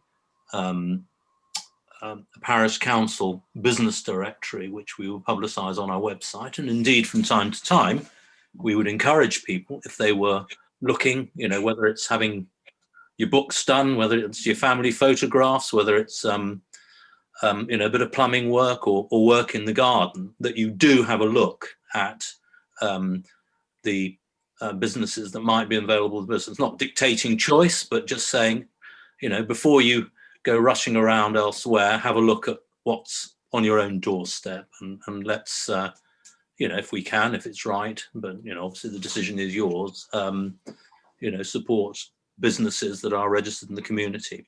We then had another stream of thought that maybe we should do a little bit more than that, and in a sense, and seek to replicate the sort of service where, if you need a job doing, you can go to a website and you will have half a dozen local choices. And what in effect it would mean is that it would be quite a different exercise, rather than the parish council just saying, folks, these are the businesses in our community. It's saying, if you want some plumbing work done, here's a list of companies, local companies in Wadston, Long Crendon, and so on and so forth. And from a personal point of view, I see that as a completely different exercise to what I'd suggested and what I actually think as a parish council we ought to be doing, which is trying to support the businesses and the providers of service that are actually resident in the village. And if we go beyond that, I would absolutely welcome anybody in our community taking on that role, but I didn't really see it as a job for the parish council. So that's really where we are, and I think we didn't quite resolve. So I would like to formally propose that we start by restricting our project to businesses located in the village, and step one would be to carry out some research, which again I'm happy to instigate, to find out the businesses in the village, be they plumbing, be they gardening, be they window cleaning, be they providing a babysitters, I don't know, but to get a list of from Chearsley residents of businesses that they would be happy to appear in our list, and then perhaps take things from there. But I'm not averse to that job being done. I just don't feel it's a job for the parish council. But if anybody was in our community was happy to have a far more extended business, local business directory, I would give them every encouragement to do so. But I just don't see it as a job for ourselves. So that's where we are, folks. My proposal is, let's get a project moving. We don't have to nail it down 100%, but let's at least find out. We might be amazed, actually, at the number of businesses that are run in our village. We might be pleasantly surprised. And if we can give them a little bit of a helping hand, then I think that would be in the spirit of the mood of the moment, if I can call it that. Yep, very well done. Great. Yep, approved, passed. Show of hands. Great. Carried. 'Twill be done. I'll draft out a note which we can then send. So if there's anybody listening in, the community is you're going to be hearing from us. So if you would like your business, your resident in the village, and we will put our terms of reference very clearly that then don't hesitate to contact us, and we'll take it from there. Well, Okay, thanks, John. We'll put your note on Facebook and the Chearsley blog, I assume, John. So everybody... Yes, absolutely. But it would carry a Chearsley Parish Council brand, if you like.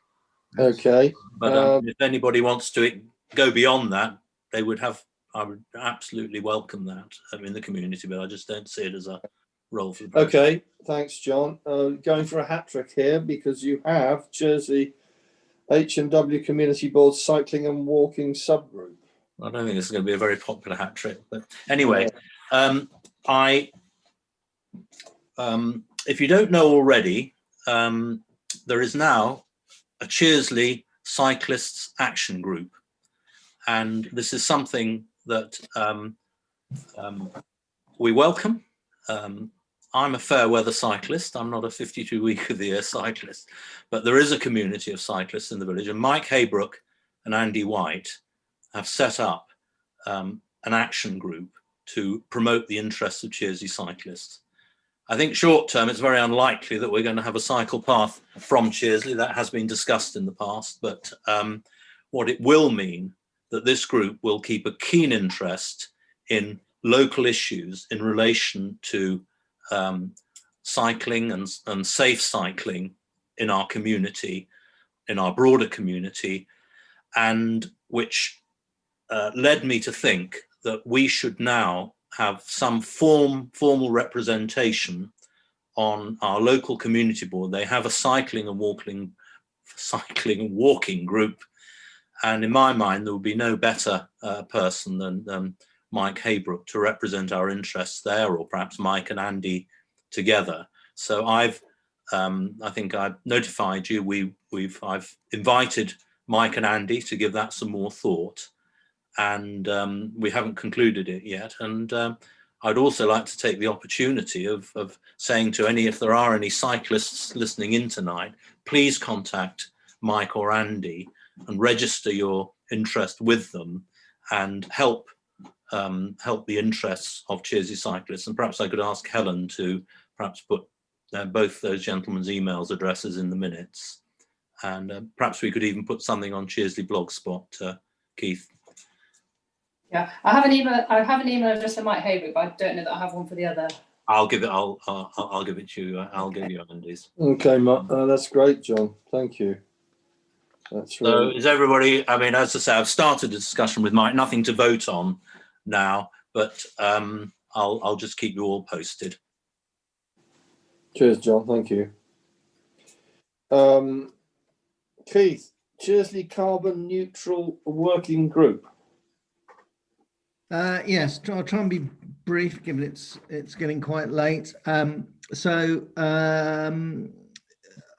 We've had some internal discussion amongst us about what we can do compared with other villages that are moving in the direction of either declaring a climate emergency or having carbon neutral working groups. Hadnam, for example, have got a net zero group. You can go to their website. Also, I can circulate that. That's very well developed, looking at how they can be net carbon neutral, all sorts of initiatives that they're carrying on there. So I've had some discussion with a small number of people, and in particular, Derek Allen has said he's willing to be a technical lead to help pull together. There's huge amounts of information. I mean, there's a vast amount of information on various initiatives and things that villages of our size can do. And all of us, you know, I know are incredibly busy, and we don't want to duplicate effort, but we you know, if somebody can look at what's going on, curate that information, and help communicate that to the villages as a whole, I think it'll make a huge step forward. And I've already taken part in several amazingly interesting presentations about groups who are generating 12 megawatts of power, which is a big number. It's a lot of kettles boiling and things like that. Anyway, so I'm asking the parish council to formally give their blessing. This is not a formal subgroup of the parish council, but Derek in particular has asked that the parish council vote to give their formal support and look at the output of this group, which we hope, you know, we'll report informally every parish council meeting, but also more formally in about 5 to 6 months. And so asking for a formal vote to support a Chearsley carbon neutral working group, and that's going to consist of myself as volunteer chair, John Lewis to help support us with all his extensive contacts and knowledge, Derek Allen as the technical lead who will do most of the gathering and sifting and summarizing of work, and also Ian Houseman from the environment aspect. So it's all joined up with the sort of green and environmental agenda. So I've sent around a terms of reference document to you, and if you support this, I'll publish that on the Chearsley blog, because I think it's also important that the people in the village contribute, ask questions about what they would like to see, and then those questions can hopefully be answered when we start publishing more material more formally. So based on the terms of reference, is everyone happy to support? No money has been asked for. It's purely unfunded volunteer work. So is everyone happy to support the Chearsley carbon neutral working group? Okay. Is everyone happy with that? Yep. Raise your hands. Yes, happy. Please. Thank you. Thank you. Thank you, Keith. An excellent piece of work, I'm sure, but a lot of work to be done. Just parishioners' question time, if required. I don't think there is. One comment on the Chearsley live chat from a Mr. Dave Thomas, who said, here, let's support the shop. Right. That's it on the live chat. Has that just come through? Well, it was probably there earlier on, but I didn't see it. I wonder if that's in response to local businesses. I think it was, no, that was actually, it was in response the sign. to the discussion of the sign on the green. Oh, I see. Well, that's great. I mean, I think, well, my own personal, I use the shop incredibly, probably too much actually, even looking at my bills every month, but I think it's a wonderful, I was just thinking about it today and during this bad weather. I mean, I'm just not amazed, but I'm so deeply appreciative of the work that Jay and Toogie puts into that with the help from the various members of staff that go in there and man it.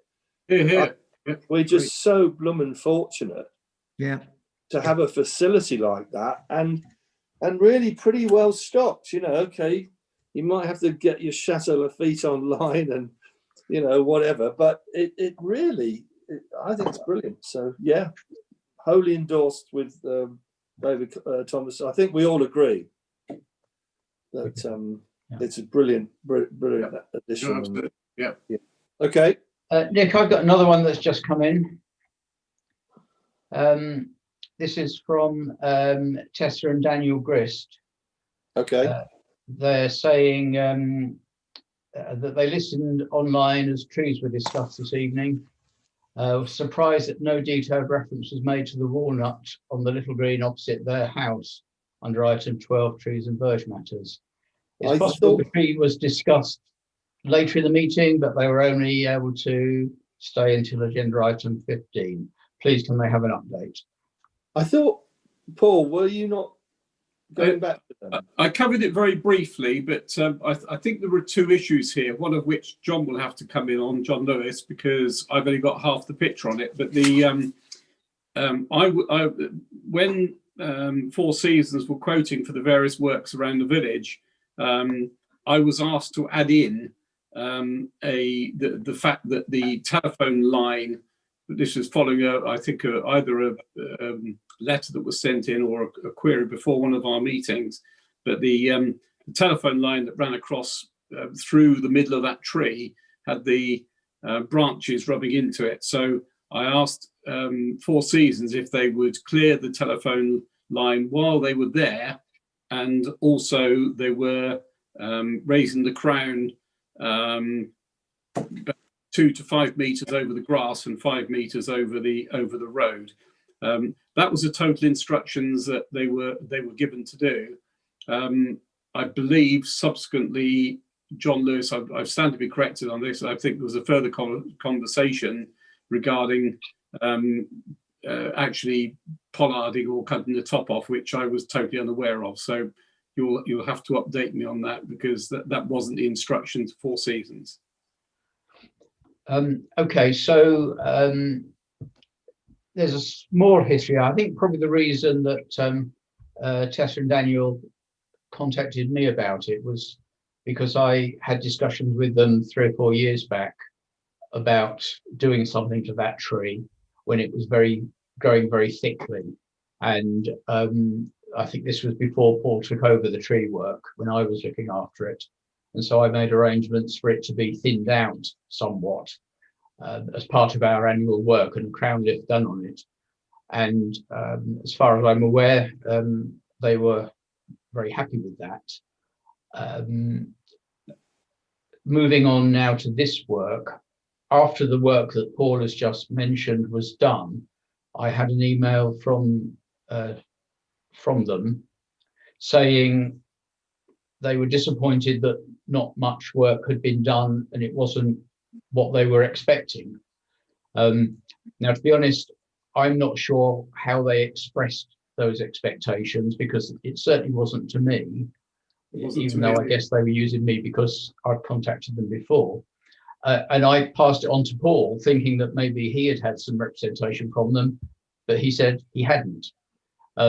So there's a little bit of uncertainty as to exactly what it was they asked to be done. We did what we thought was right, as Paul has just said, and they remain unhappy with it. And that's, I think, what's prompted this note this evening. Yeah, I believe subsequent to that, they had a conversation with the contractors while they were there, but the contractors were purely carrying out the work that we had agreed at the parish council meeting earlier, or a couple of months ago, which related to the clearance of the telephone wires. Yeah, this is the letter. This is the email of the 4th of December. Yeah. Possibly so. I can't remember now. Yeah, I've just pulled it. I'm reading it now. They're saying the trees are too big and So down.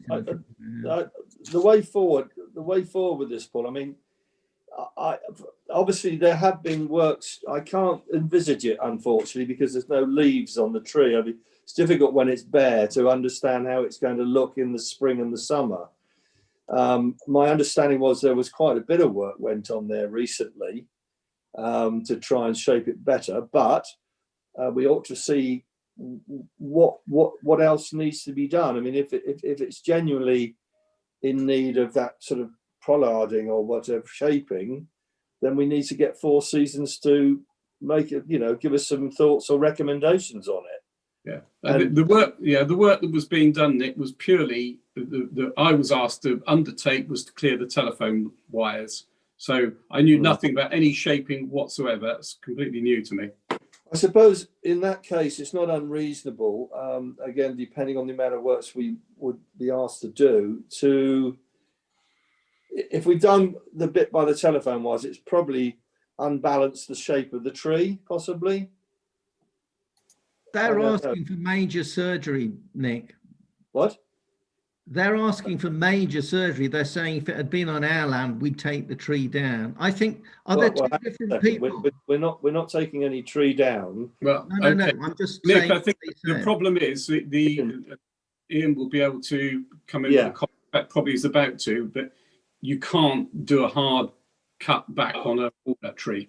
Is that basically what you're going to say, Ian? Yeah, I emailed you, Paul, if you remember, because I did look at the tree again. The Chris email had concerns in it that the tree was potentially dangerous and could fall into the house, and that they had an arboriculturalist to look at the dangers of the tree, and they were also worried about clay shrinkage during the summer. And I wrote quite a detailed email to you, Paul, and you were... Thank you. Yeah, I just caught up. Thank you. Yeah. I think that the wires were crossed a little bit on this subject. The tree was last pruned, as far as anyone can remember, about 5 or 6 years ago, and the growth since then has been quite strong. I think the tree could be pruned back to where it was 5 or 6 years ago, but it's a matter of opinion whether it would seriously damage the tree, and you'd need an arboriculturalist, somebody who knows trees, to decide on that matter. And I think the clay shrinkage issue is one which would manifest itself in the surface of Shup's Lane before it got to their house. And in any case, the height of the house is considerably above the height of the tree, about 6 or 7 feet, I would expect.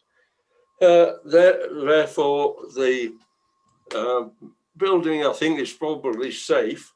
It's a young tree. I don't think it is likely to be susceptible to storm damage or snow cover damage.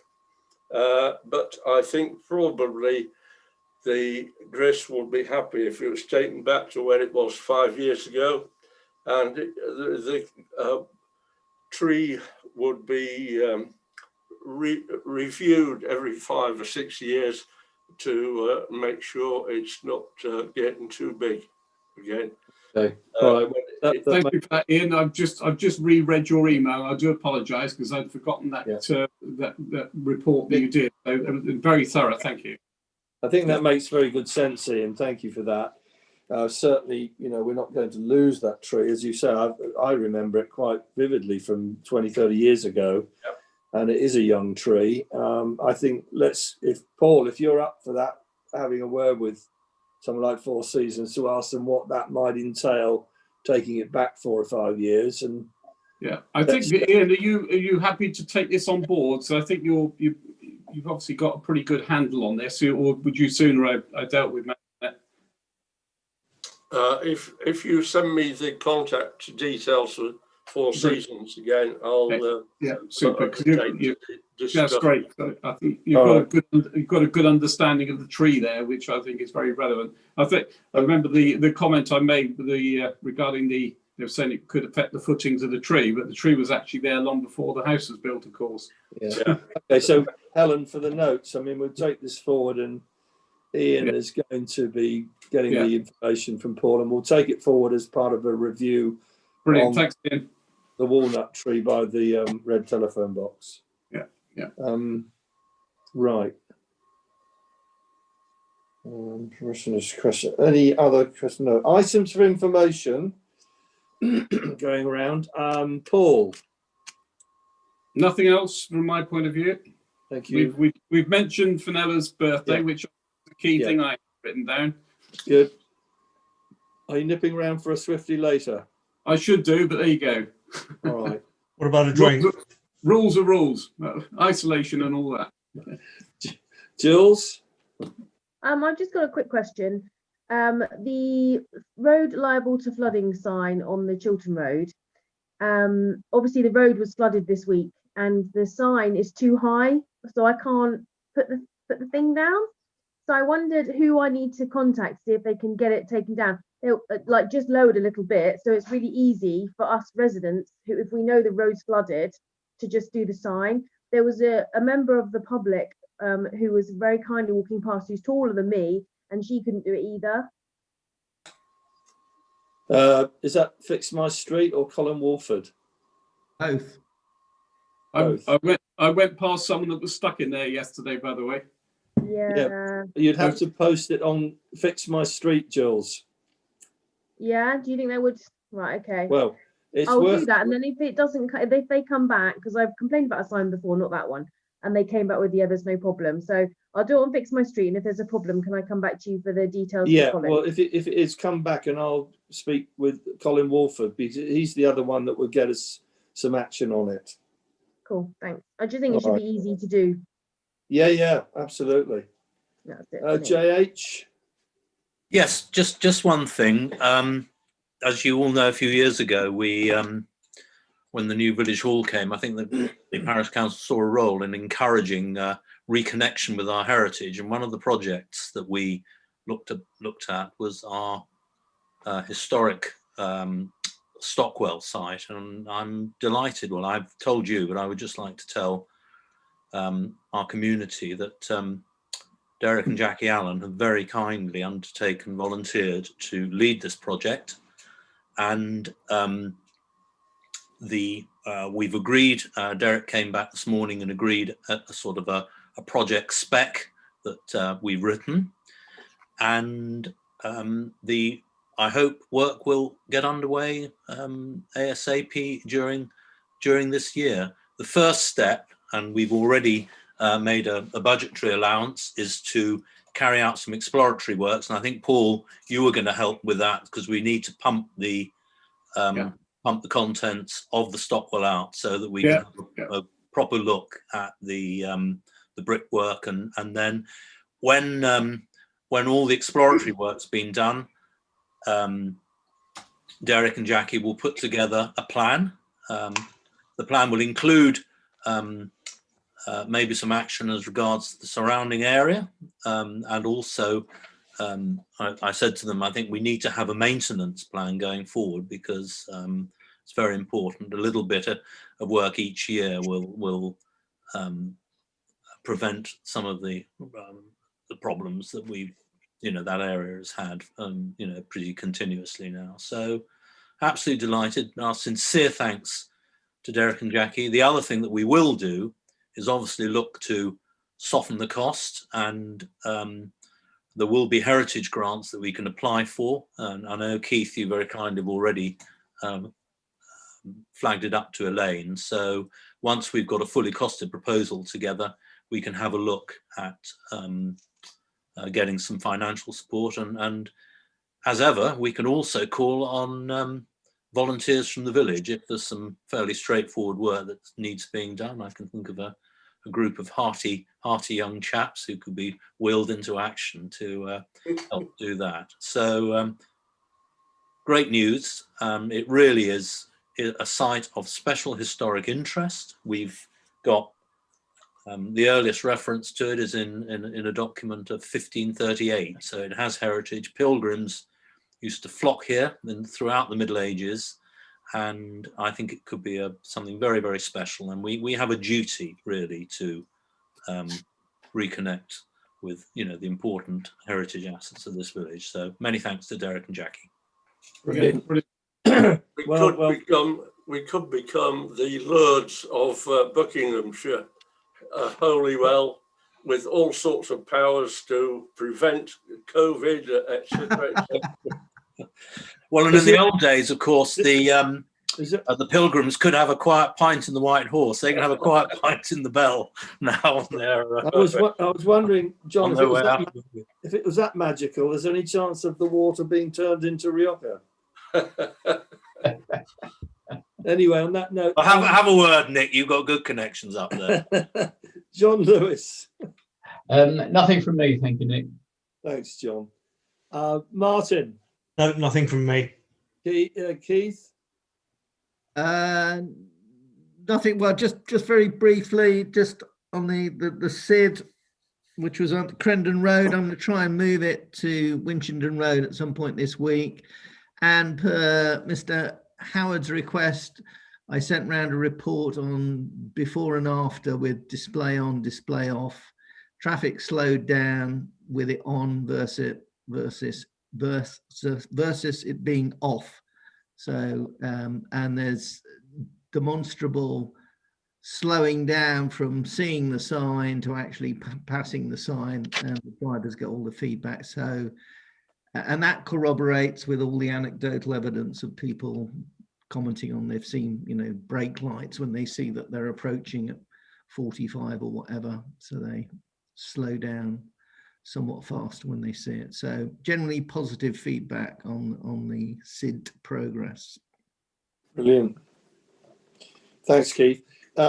Just one point from me. I just wanted to remind Anthony, did you have a chance to just, because I'm talking to John Lewis earlier, I know that we've got money in the budget for gates, but if we're progressing with a couple of gates in the next sort of month or so, we need to approve, John, the immediate expenditure for that.